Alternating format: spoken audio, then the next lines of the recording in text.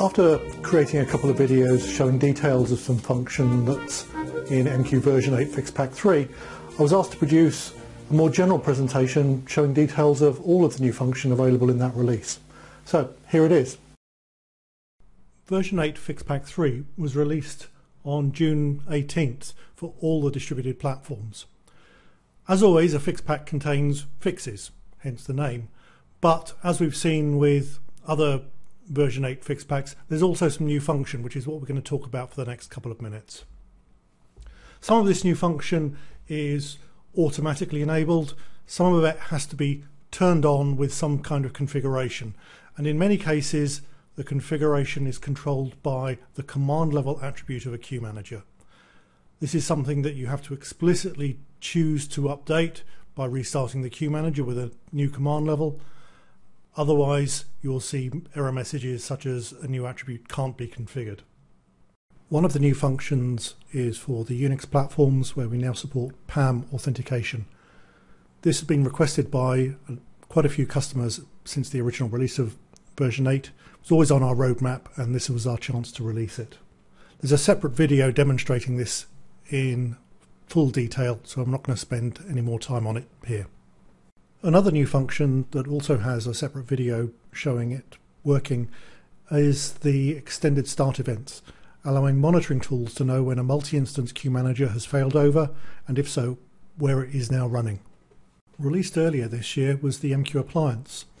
While that has many of the same monitoring characteristics as all the other MQ family members, it has introduced a new style of monitoring, and in FixPack 3 we ship a sample program that can collect that information and display it. This new way of generating statistics and status information uses publish subscribe. An application can subscribe to metadata that tells it which statistics are available, and from that it can subscribe to individual topics for the specific data it's interested in. While this is available today only on the appliance, it's an interesting approach, and I think we'd like to hear feedback whether this is something that people would like to see rolled out further. Over the last 18 months or so, there have been a number of security vulnerabilities that have gained widespread publicity. Part of the mitigation to these vulnerabilities has been to remove particular encryption algorithms or even protocols. With FixPack 3, the number of cipher suites that can be configured with MQ has been dramatically reduced, reflecting the fact that SSL is no longer appropriate. People should be using TLS instead. If you try to start or define a channel with one of these older cipher specs that are no longer appropriate, then you'll get an error message. They can be turned back on through environment variables or ini files, but that is definitely not recommended. These changes are also being rolled out to other in-service versions of MQ. One requirement we've seen from customers is the ability to check what versions of MQ are connecting to a particular queue manager, whether that's another queue manager or a client. We enabled that through the channel status commands several releases ago.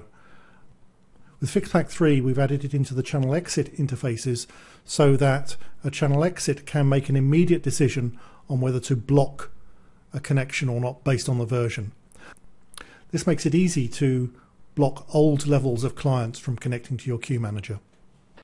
When FixPack 2 came out, we started to demonstrate the integration of MQ Lite clients with traditional queue managers. There was new function in the queue manager to support it, and a separate download containing additional function for the MQ Lite integration. That's continued with FixPack 3. We now support more of the integration function. We can manage MQ Lite clients from the Explorer GUI rather than having to rely on command line interfaces, and the MQ Lite clients use the same mechanism for getting access to a queue manager through the channel auth rules. We always said that the integration of MQ Lite clients with MQ would be a phased approach, taking the most important parts first and then building on that. So we would expect to see further integration going forward. There's an article on Developer Works that goes into a lot more detail about the function available in this FixPack. So FixPack 3 has introduced a range of new function, and I expect future FixPacks on version 8 to do the same thing. This is a mechanism that we are going to continue to exploit to make new function available faster. While I can't talk here about what the new functions may be, I know there are a whole bunch of further things being considered for the next FixPack. And when that's released, I hope to be back talking about those new functions as well.